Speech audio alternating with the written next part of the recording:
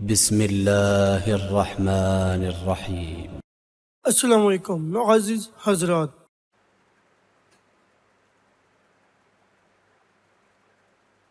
جب اللہ کو کسی کی ہلاکت منظور ہوتی ہے تو سب سے پہلے خود خدائی کی خدائی اس کو برباد کرتی ہے۔ جو دنیاوی حیثیت میں تجھ سے زیادہ ہے اس کو مت دیکھ کہ ناشکری پیدا ہوگی۔ سخی کا ہاتھ سائل کے ہاتھ سے بہتر ہے۔ جو شخص اللہ تعالیٰ کی ناراضگی لوگوں کی رضامندی میں چاہتا ہے، اللہ تعالیٰ اس کو لوگوں ہی کے حوالے کر دیتا ہے۔ اللہ تعالیٰ کے نزدیک دو قطروں سے زیادہ کوئی قطرہ پسندیدہ نہیں۔ ایک آنسو کا قطرہ جو اللہ کے خوف سے نکلا ہو، دوسرا خون کا قطرہ جو اللہ کے راستے میں گرا ہو۔ بخل اور ایمان ایک دن میں جمع نہیں ہو سکتے۔ جو کسی قوم سے مشابہت پیدا کرتا ہے اسی میں سے ہے۔ اللہ تعالیٰ فرماتا ہے، میں اپنے بندے کے گمان کے ساتھ ہوں۔ جو کسی قوم سے مشابہت پیدا کرتا ہے اسی میں سے ہے۔ اللہ تعالیٰ فرماتا ہے کہ میں بندے کے گمان کے ساتھ ہوں۔ آخری زمانہ میں تم یہود و نصارہ کے قدم بقدم چلو گے، یہاں تک کہ ان میں سے کوئی پہاڑ کے سوراخ میں جا بیٹھا ہو تو تم بھی اس کی تقلید میں پہاڑ کے سوراخ میں جا بیٹھو گے۔ جب تم کسی کو دیکھو کہ اللہ تعالیٰ اس کی مراد دیے جاتا ہے اور وہ اپنی خطا پر مصر ہے تو جان لو کہ یہ امر اس کی مہلت دیے جانے کے لیے ہے۔ جب کسی بندے پر اللہ تعالیٰ کی نعمت زیادہ ہوتی ہے تو اس کی طرف لوگوں کی حاجتیں بھی زیادہ ہوتی ہیں۔ اگر وہ ان سے سستی برتتا ہے اس نعمت کے کھونے کے در پہ ہوتا ہے۔ جو شخص جھگڑا چھوڑ دے گویا حق پر ہی ہو، اس کے واسطے مضافات جنت، اور جو جھوٹ کہنا چھوڑ دے خواہ و ظرافت ہو اس کے لیے وسط جنت، اور خوش خلق کے لیے جنت کے اعلیٰ درجے میں ایک گھر کا میں ضامن ہوں۔ جو چیز اولاد کے لیے بازار سے لائے پہلے لڑکی کو دے پھر لڑکے کو۔ کیا میں تمہیں ایسے خزانے سے مطلع نہ کروں جو سب سے اچھا ہے؟ سن لو کہ وہ نیک عورت ہے۔ آپس میں تحفہ بھیجا کرو کہ تحفہ دل کی کدورت دور کرتا ہے۔ اپنے بھائی کی تقریب پر خوشی ظاہر نہ کرو کہ اللہ تعالیٰ اسے آرام دے گا اور تجھے دکھ میں مبتلا کرے گا۔ حاکم عادل کی تعظیم کرنا اللہ کی تعظیم میں داخل ہے۔ ایسی نعمت کسی کو بھی نہیں ملی جو صبر سے بہتر اور بڑی ہے۔ جس نے لڑنے کی غرض سے تلوار اٹھائی اور پھر اپنے ارادے سے باز آ کر میان میں رکھ لی، اس پر مواخذہ نہیں ہے۔ لوگ ہرگز ہلاک نہیں ہوں گے جب تک کہ ان کے اعمال بد کی وجہ سے ان کی جانب پر حجت قائم نہ ہو۔ دعویٰ کی شہادت پیش کرنا مدعی کے ذمہ ہے اور اس سے انکار کی صورت میں قسم کھانا مدعا علیہ کے ذمہ ہے۔ حلال چیزوں میں کوئی چیز اللہ تعالیٰ کے نزدیک ایسی بری نہیں جتنی طلاق ہے۔ جس شخص پر فاقہ اترے اور وہ اسے لوگوں پر اتارے یعنی کہ بھیک مانگے، اس کا فاقہ دور نہیں ہوتا، اور جو اپنا فاقہ اللہ تعالیٰ پر اتارے یعنی اس سے مانگے تو اسے اللہ تعالیٰ جلدی یا قطع توقف سے رزق دے گا۔ جب کوئی حاکم تجسس و تحقیقات کرے اور حق بات پا جائے تو اسے 2 اجر ملیں گے، اور ایک تجسس کرے اور غلطی کھا جائے تو اس کے تجسس کا ایک ہی اجر ملے گا۔ تمہارے جسم میں ایک گوشت کا ٹکڑا ہے، جب وہ درست ہو تو سارا جسم درست ہوتا ہے، اور جب وہ بگڑ جائے تو سارا جسم بگڑ جاتا ہے۔ معلوم رہے کہ وہ دل ہے۔ وہ شخص جھوٹا نہیں ہے جو 2 شخصوں میں صلح کرا دے، نیک بات کہے یا اپنی طرف سے نیک بات ملا دے۔ سیدنا ابراہیم فرزند مبارک کو جب سانس چھوڑ رہے تھے، حضرت محمد صلی اللہ علیہ وآلہ وسلم نے اپنی گود میں اٹھایا اور زبان مبارک سے فرمایا، اے ابراہیم، حکم الہی کے سامنے ہم تیرے کس کام آ سکتے ہیں؟ جو شخص لباس کو شہرت حاصل کرنے یا امانت ظاہر کرنے کی غرض سے پہنے، اللہ تعالیٰ اس کو ذلت کا لباس پہنائے گا۔ تم میرے پاس حسب نسب لے کر نہ آؤ، بلکہ اعمال لے کر آؤ۔ جو اپنے ظالم پر بددعا کرتا ہے وہ اپنا بدلہ لے لیتا ہے۔ جو شخص تلاش علم میں نکلا وہ اپنی واپسی تک گویا اللہ تعالیٰ کی راہ پر چلتا رہا۔ جب تم میں سے ہر ایک اپنے بھائی کا آئینہ ہے، اگر کوئی کسی میں برائی دیکھے تو چاہیے کہ اسے ہٹا دے یا بتا دے۔ جو شخص مرنے کے وقت غلام کو آزاد کرے وہ گویا پیٹ بھر کر کسی کے ہاں کھانا بطور تحفہ بھیجنے کی مانند ہے، جس میں کوئی مروت نہیں۔ آدمی کے اسلام کی خوبی یہ ہے کہ وہ بے فائدہ چیزوں کو چھوڑ دے۔ جب دو شخص ایک ہی وقت میں دعوت دیں تو ان میں سے نزدیک تر دروازے والے کی دعوت قبول کرو۔ اگر ان میں سے کوئی پہل کرے تو پہل والے کی قبول کرو۔ اگر کسی شخص کی دعوت کی جائے اور وہ قبول نہ کرے تو اس نے اللہ تعالیٰ اور رسول اللہ صلی اللہ علیہ وآلہ وسلم کی نافرمانی کی، اور جو شخص بن بلائے چلا جائے تو گویا چور اندر چلا گیا اور چوری کر کے باہر آ گیا۔ کوئی آقا اپنے غلام سے یہ نہ کہے کہ میرا غلام یا میری لونڈی یا میرا خادم، اور نہ خادم آقا کو یہ کہے کہ میرا رب یعنی پالنے والا یا پالنے والی، بلکہ آقا کہے میرا جوان یا میری جوان یا میری جوان عورت، اور خادم کہے میرا سردار یا میری سردانی، کیونکہ تم سب مملوک ہو اور سب کا رب وہی عزت و جلال والا ہے۔ آپ صلی اللہ علیہ وآلہ وسلم جب کسی کے گھر آتے تو دروازے کے سامنے سے نہ آتے بلکہ دائیں یا بائیں سے السلام علیکم کہتے، کیونکہ ان ایام میں دروازوں کے آگے پردے نہ تھے۔ ابو مسعود بدری اپنے غلام کو کوڑے مار رہا تھا کہ اتنے میں ان حضرت صلی اللہ علیہ وآلہ وسلم تشریف لے آئے تو اس نے کوڑا پھینک دیا۔ آپ نے فرمایا، سنو ابو مسعود، اللہ تجھ پر زیادہ قادر ہے بنسبت اس کے کہ تو غلام پر ہے۔ یہ سن کر ابو مسعود آئندہ کے لیے تائب ہو گئے۔ آپ صلی اللہ علیہ وآلہ وسلم نے اس چھت پر سونے سے منع فرمایا جس پر پردے یا منڈیر نہ ہو۔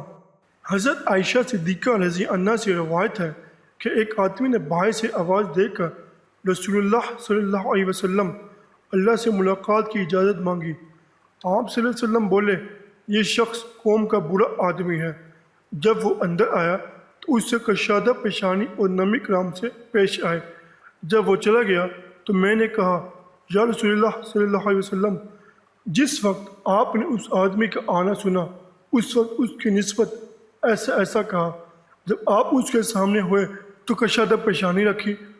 رسول اللہ صلی اللہ علیہ وسلم نے فرمایا، اے عائشہ، تو نے مجھے کبھی کسی سے بد اخلاقی کرتے یا بدخلقی سے پیش آتے دیکھا؟ میں اس لیے بھیجا گیا ہوں کہ اخلاق حسنہ کی تکمیل کروں۔ بہت سے لوگ آپ کے حسن اخلاق ہی سے متاثر ہو کر آپ کے رسالت پر ایمان لائے۔ حضرت صفیہ رضی اللہ سے روایت ہے کہ رسول اللہ صلی اللہ علیہ وسلم مسجد میں معتکف تھے۔ ایک رات میں نے انہیں دیکھنے گئی، چند باتیں کر کے میں اٹھی کہ گھر جاؤں تو آپ بھی میرے ساتھ مسجد کے دروازے تک تشریف لائے۔ اس وقت دو شخص انصاری ادھر سے گزرے۔ انہوں نے رسول اللہ صلی اللہ علیہ وسلم کو دیکھا تو قدم تیز کر دیا۔ آپ نے فرمایا، ٹھہر جاؤ، دیکھو یہ صفیہ میری بیوی ہے۔ انہوں نے کہا، سبحان اللہ، یا رسول اللہ صلی اللہ علیہ وسلم، یا کسی شبہ کی گنجائش ہے؟ آپ نے فرمایا، شیطان کا گزر بنی آدم کے خون کی گزرگاہوں تک ہے۔ مجھے اندیشہ ہوا کہ تمہارے دلوں میں میرے متعلق کوئی برا خیال نہ ڈالے۔ عثمان بن بشیر رضی اللہ عنہ سے روایت ہے کہ میرا باپ مجھے اپنے حملہ لے کر رسول کریم صلی اللہ علیہ وآلہ وسلم کی خدمت میں آیا اور کہا، یا رسول اللہ صلی اللہ علیہ وآلہ وسلم، میں نے اس بیٹے کو یہ غلام عطا کیا ہے۔ آپ نے پوچھا، کیا تم نے ہر ایک بیٹے کو ایسا عطیہ دیا ہے؟ اس نے کہا نہیں۔ تو آپ نے فرمایا، تو اپنا عطیہ واپس لے لے۔ فرمان مبارک ہے کہ مرد بغیر عورت کے مسکین ہے اور عورت بغیر مرد کے مسکینہ ہے، خواہ و مالدار ہی ہوں۔ جب دو مسلمانوں نے تلواروں سے ایک دوسرے کا مقابلہ کیا تو قاتل اور مقتول دونوں دوزخی ہیں۔ لوگوں نے پوچھا، یا رسول اللہ صلی اللہ علیہ وسلم، قاتل تو دوزخی ہوا، مقتول کیوں؟ فرمایا، اس نے بھی تو اپنے ساتھی کے قتل کا ارادہ کر رکھا تھا۔ اگر کوئی شخص نیک کام کر رہا ہو اور بیماری یا سفر کی وجہ سے نیک کام سے رک جائے تو اللہ تعالیٰ اس کا عمل ایسا ہی شمار کرے گا جیسا وہ اس حالت میں تھا جبکہ وہ معذور نہیں تھا۔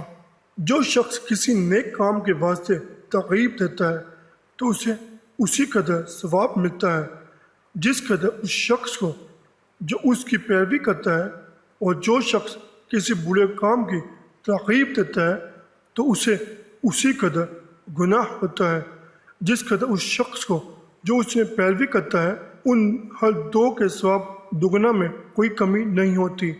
حضور صلی اللہ علیہ وآلہ وسلم نے نوحہ کرنے والی اور اسے کان لگا کر سننے والی دونوں پر لعنت فرمائی ہے۔ ایک شخص نے عرض کیا، یا رسول اللہ صلی اللہ علیہ وسلم، مجھے کوئی نصیحت فرمائیے مگر اتنی زیادہ نہ ہو کہ میں بھول جاؤں۔ آپ نے فرمایا، غصہ نہ کرو۔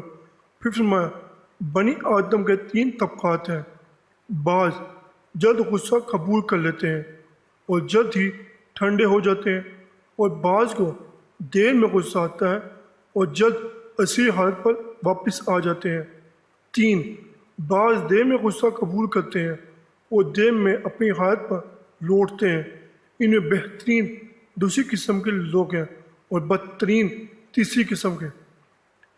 ان حضرت صلی اللہ علیہ وآلہ وسلم ایک جنگ سے واپس ہوئے تو فرمایا، ہم چھوٹے جہاد سے بڑے جہاد کی طرف لوٹتے ہیں۔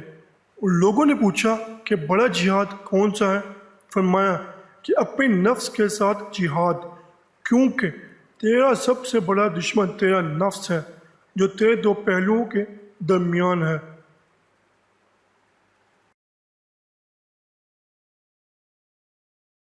حقیقی صبر مصیبت کو ہی برداشت کر لینا ہے۔ فرمایا کہ مجھ کو اللہ تعالیٰ نے پہلے نبیوں اور رسولوں پر 6 چیزوں میں فضیلت عطا فرمائی ہے۔ مجھ کو اما القلم عطا فرمائے، میری فتح و کامیابی کے لیے مجھ کو دشمنوں کے مقابلے میں خاص رعب بخشا، میری امت کے لیے مال غنیمت کو حلال کیا، تمام زمین میرے لیے مسجد اور پاک قرار دے دی، مجھ کو تمام مخلوق کے لیے پیغمبر بنا کر بھیجا، انبیاء اور رسول کی نبوت مجھ پر ختم کر دی۔ ہم سے پہلے کسی نبی کے زمانے میں مال غنیمت حلال نہیں ہوا، لیکن اللہ تعالیٰ نے ہمارے ضعف اور عجز پر نظر کی اور ہمارے لیے اس کو پاک کر دیا۔ جب کوئی عورت اسلام لانے کے لیے حضرت صلی اللہ علیہ وآلہ وسلم کے پاس آتی تو حضور صلی اللہ علیہ وسلم اس بات پر حلف لیتے کہ اللہ کی قسم، میں شوہر سے ناراض ہو کر نہیں آئی، مجھے دنیا حاصل کرنا مقصود نہیں، میں ایک خطہ چھوڑ کر دوسری زمین پر بسنے کا شوق میں نہیں آئی، بلکہ صرف اللہ تعالیٰ اور اس کے رسول صلی اللہ علیہ وآلہ وسلم کی محبت میرے آنے کا باعث ہوئی۔ لوگوں نے پوچھا کہ ایک عورت مالدار تو ہے لیکن اس کا شوہر اس کو حج کی اجازت نہیں دیتا۔ فرمایا کہ شوہر کی اجازت کے بغیر اس کے لیے حج پر جانا درست نہیں۔ دنیا سامان و زیست ہے اور اس کی بہترین متاع صالح عورت ہے۔ آپ سے پوچھا گیا کہ سب سے اچھا شخص کون ہے؟ فرمایا جس کی عمر لمبی اور اعمال نیک ہوں۔ لوگوں نے پوچھا سب سے برا شخص کون ہے؟ فرمایا جس کی عمر لمبی اور اعمال بد ہوں۔ ایک اونٹنی کسی کے باغ میں گھس گئی اور اسے خراب کر ڈالا۔ آپ نے فرمایا دن کے وقت مال کی حفاظت یعنی باغ کے مال والے کی ذمہ ہے، اور رات کے وقت مویشی کی نگہبانی مویشی والے کے ذمہ ہے۔ لوگوں نے خبر دی کہ ایک شخص نے خودکشی کی ہے۔ آپ نے فرمایا اس کے جنازہ کی دعا نہ پڑھوں گا۔ ابو سفیان رضی اللہ کی بیوی ہندہ رضی اللہ نے عرض کیا کہ میرا خاوند بخیل ہے، میری اور میری اولاد کی ضروریات کے لیے کافی خرچ نہیں دیتا، میں اس کی لا علمی میں اس کا مال خرچ کر سکتی ہوں۔ فرمایا اپنی اور اپنی اولاد کی معمولی ضروریات کے واسطے جس قدر درکار ہو خرچ کر لیا کرو۔ اے اللہ، میں تیرے سامنے اقرار کرتا ہوں کہ اگر غصے میں آ کر میں نے اپنی امت کے کسی آدمی کو برا کہا ہو یا لعنت کی ہو تو میں بھی انسان ہوں، مجھے بھی ایسا ہی غصہ آتا ہے جیسا اور لوگوں کو آتا ہے۔ تو نے مجھے مخلوق کے لیے رحمت بنا کر بھیجا ہے، تو قیامت کے دن میری لعنت کو اس پر رحمت کیجیو۔ ایک شخص نے عرض کیا یا رسول اللہ صلی اللہ علیہ وآلہ وسلم، اگر میرے پاس کوئی آ کر میرا مال مجھ سے چھینے، آپ نے فرمایا اس کو اللہ سے ڈرا۔ اس نے کہا اگر وہ نہ ڈرے؟ فرمایا اپنے پڑوسیوں سے مدد مانگ۔ اس نے کہا اگر پڑوس میں کوئی مسلمان نہ ہو جو میری مدد کرے، کیونکہ کافر تو مدد کرتے ہی نہیں۔ فرمایا پھر حاکم سے مدد مانگ۔ اس نے عرض کیا اگر حاکم دور ہو؟ فرمایا اپنے مال کی خاطر لڑ یہاں تک کہ آخرت میں تو شہیدوں میں شامل ہو جائے یا جیت کر اپنا مال بچا لے۔ ایک شخص نے عرض کیا کہ خادم کا قصور کتنی دفعہ معاف کروں؟ آپ خاموش رہے۔ اس نے اپنا سوال دہرایا، آپ پھر خاموش رہے۔ اس نے تیسری بار اپنا سوال دہرایا۔ آپ نے فرمایا ہر ایک دن میں اسے 70 بار معافی دو۔ مطرف بن عبداللہ رضی اللہ نے آپ سے عرض کیا کہ آپ ہمارے سردار ہیں۔ آپ نے فرمایا کہ سردار اللہ تعالیٰ ہے۔ اس نے کہا آپ بزرگی میں سب سے افضل ہیں، آپ کی طبیعت میں بخشش بھی ہماری طبیعت سے زیادہ ہے۔ فرمایا خیر ایسا کہہ لو یا اس سے بھی کم، مگر شیطان کے وکیل نہ بنو۔ ام سلمہ رضی اللہ بیان کرتی ہیں کہ میں اور حارث کی بیٹی میمونہ رضی اللہ رسول اللہ صلی اللہ علیہ وآلہ وسلم کے پاس بیٹھی تھی کہ ام مکتوم کا بیٹا آ گیا۔ آپ نے فرمایا کہ پردہ کر لو۔ ہم نے کہا وہ تو اندھے ہیں، ہمیں دیکھ نہیں سکتے۔ آپ نے فرمایا کیا تم بھی اندھی ہو، اسے دیکھ نہیں سکتی؟ ایک شخص نے آپ سے پوچھا کہ میں جب ماں کے پاس جاؤں تب بھی اجازت لے کر جاؤں؟ فرمایا ہاں۔ اس نے کہا میں اور ماں ایک ہی مکان میں رہتے ہیں۔ فرمایا پھر بھی اجازت لیا کرو۔ اس نے کہا میں تو اس کی خدمت کرتا ہوں۔ آپ نے فرمایا پھر بھی اجازت لیا کرو، کیا تم چاہتے ہو کہ اسے بڑھانا دیکھو؟ کہا نہیں۔ فرمایا بس اسی واسطے اجازت لیا کرو، ممکن ہے کبھی تم بے طرح چلے جاؤ، وہ بڑھانا ہو۔ اوف بن مالک رضی اللہ نے پوچھا کہ کسی کے ہاں میرا جانا ہو، اسے میری ضیافت نہ کی، اگر وہ میری ہاں آئے تو کیا میں اس کی مہمانداری کروں؟ فرمایا ضرور کرو۔ آپ نے دیکھا کہ میرے کپڑے ناقص ہیں۔ فرمایا تیرے پاس مال نہیں؟ میں نے عرض کیا کہ ہر قسم کا مال اللہ نے عطا کر رکھا ہے۔ فرمایا تمہارے جسم پر بے حد مناسب اس کا ظہور ہونا چاہیے۔ حضرت ابو قتادہ رضی اللہ، محلم بن جسامہ رضی اللہ کہیں جا رہے تھے۔ قوم اشجع کا ایک شخص عامر بن ازبط بھی اپنے مال و متاع کے ساتھ سفر کر رہا تھا۔ اسے اسلامی لشکر کو دیکھ کر السلام علیکم کہا، مگر مسلمانوں نے یہ سمجھا کہ دشمن قبیلے کا شخص ہے، اپنی جان بچانے کے لیے السلام علیکم سے فائدہ اٹھانا چاہتا ہے، اس لیے سب نے اس کا جواب وعلیکم السلام دینے سے تعامل کیا اور محلم بن جسامہ رضی اللہ نے حملہ کر کے اسے قتل کر دیا۔ جب اس واقعے کا علم ان حضرت صلی اللہ علیہ وآلہ وسلم کو ہوا تو آپ سخت ناراض ہوئے۔ محالم رضی عنہ سے کہا کہ تو نے ایک شخص کو اللہ پر ایمان رکھنے کی حالت میں کیوں قتل کیا؟ عامر کے ورثہ کو 50 اونٹ خون بہا دلا کر رضامند کیا، اور اس طرح محالم رضی عنہ کو قصاص سے نجات ملی۔ دشمن پر رحم کرنا آسان بات نہیں ہے، خاص کر اس وقت جب بدلہ لینے کا موقع حاصل ہو۔ اور حضرت صلی اللہ علیہ وسلم نے اہل مکہ کے ہاتھوں طرح طرح کی تکلیف اور اذیتیں اٹھائیں، لیکن پھر بھی آپ نے ان کی بھلائی اور بہتری کے لیے دعا فرمائی۔ ایک بار صحابہ رضی عنہ نے عرض کیا، یا رسول اللہ صلی اللہ علیہ وآلہ وسلم، دشمنوں کے حق میں آپ بددعا کیوں نہیں فرماتے؟ فرمایا، میں دنیا کے لیے رحمت بنا کر بھیجا گیا ہوں۔ یہ بھی ممکن ہے کہ ان کی اولاد اور دولت اسلام سے بہرہ ہو سکیں۔ اللہ تعالیٰ 5 چیزوں کے ساتھ 5 چیزیں عنایت کرتا ہے: شکر کے ساتھ مال کی زیادتی، دعا کے ساتھ اجابت، استغفار کے ساتھ بخشش، صدقہ کے ساتھ قبولیت، رحم کے ساتھ رحمت۔ اگر تمہارا کھانا حسب خواہش نہ ہو تو اس کو برا نہ کہو۔ مومن کامل وہی شخص ہے جس کا اخلاق اچھا ہے۔ اپنے پیٹوں کا کچھ حصہ پر کرو، صحت مند رہو گے، کیونکہ پیٹ تمام بیماریوں کا سر ہے۔ مجھے حکم کیا گیا ہے کہ تقریر و گفتگو میں اختصار کیا کروں، اس لیے کہ مختصر بات چیت بہتر ہوتی ہے۔ بے شک دنیا تمہارے لیے پیدا کی گئی اور تم آخرت کے لیے پیدا کیے گئے۔ اگر کوئی شیخ اور بچہ آپ کی گود میں پیشاب کر دیتا تو آپ کپڑوں کو اس کے والدین کی رنجیدگی کے خیال سے اس وقت نہ دھوتے تھے، بلکہ جب وہ باہر چلے جاتے تب دھوتے۔ اسماء بنت یزید انصاری صحابہ رضی عنہ حضور اقدس صلی اللہ علیہ وآلہ وسلم کی خدمت میں حاضر ہوئیں اور عرض کیا، یا رسول اللہ صلی اللہ علیہ وآلہ وسلم، میں اور میرے ماں باپ آپ پر قربان، میں مسلمان عورتوں کی طرف سے بطور قاصد کی خدمت میں حاضر ہوئی ہوں۔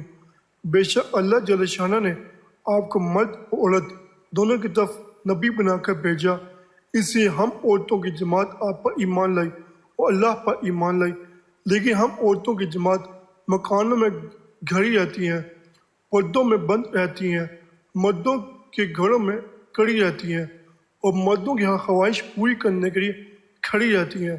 ہم ان کی اولاد کو پیٹ میں اٹھائے رہتے ہیں۔ ان سب باتوں کے باوجود مرد بہت سے ثواب کے کاموں میں ہم سے بڑھے رہتے ہیں، جمعہ میں شریک ہوتے ہیں، جماعت کی نمازیوں میں شریک ہوتے ہیں، بیماریوں کی عیادت کرتے ہیں، جنازوں میں شرکت کرتے ہیں، حج برحج کرتے رہتے ہیں، اور ان سب سے بڑھ کر جہاد کرتے رہتے ہیں۔ اور جب وہ حج کے لیے یا عمرے کے لیے یا جہاد کے لیے جاتے ہیں تو ہم عورتیں ان کے مالوں کی حفاظت کرتی ہیں، ان کے لیے کپڑے بنتی ہیں، ان کی اولاد کو پالتی ہیں۔ کیا ہم ثواب میں ان کے شریک نہیں؟ حضور اقدس صلی اللہ علیہ وسلم یہ سن کر صحابہ رضی عنہ کی طرف متوجہ ہوئے اور ارشاد فرمایا، تم نے دین کے بارے میں اس عورت سے بہتر سوال کرنے والی سنی؟ صحابہ رضی عنہ نے عرض کیا، یا رسول اللہ صلی اللہ علیہ وسلم، ہم کو خیال بھی نہ تھا کہ عورت بھی ایسا سوال کر سکتی ہے۔ اس کے بعد ان حضرت صلی اللہ علیہ وسلم اسماء رضی عنہ کی طرف متوجہ ہوئے اور فرمایا، غور سے سن اور سمجھ، اور جن عورتیں تجھ کو بھیجا ان کو بتا دے کہ عورت کا اپنے خاوند کے ساتھ اچھا برتاؤ کرنا، اس کی خوشنودی کو ڈھونڈنا، اس پر عمل کرنا، ان سب چیزوں کے ثواب کے برابر ہیں جن کو تو نے مردوں کے لیے مخصوص سمجھ رکھا ہے۔ بوڑھوں میں بدتر وہ بوڑھا ہے جو سیاہ غضاب سے جوانوں کی مشابہت کرتا ہے، کیونکہ سیاہ غضاب فریب ہے اور فریب دینے والا ہم میں سے نہیں ہے۔ ان حضرت صلی اللہ علیہ وآلہ وسلم نے ایک دفعہ حضرت عباس رضی عنہ سے پینے کے لیے آب زمزم طلب فرمایا۔ انہوں نے عرض کیا، یا حضرت، اس پانی میں بہت لوگوں نے اپنے ہاتھ ڈالے ہیں اور گنگولا ہے، ٹھہریے میں خالص پانی کا ڈول آپ کے لیے نکالتا ہوں۔ آپ نے فرمایا، نہیں، میں مسلمانوں کے ہاتھ کی برکت کو دوست رکھتا ہوں۔ اگر آپ کو ہماری ویڈیو اچھی لگے تو لائک، شیئر اور کمنٹس ضرور کریں، اور ہمارے یوٹیوب چینل کو سبسکرائب اور فیس بک پیج کو لائک کرنا مت بھولیں۔ شکریہ۔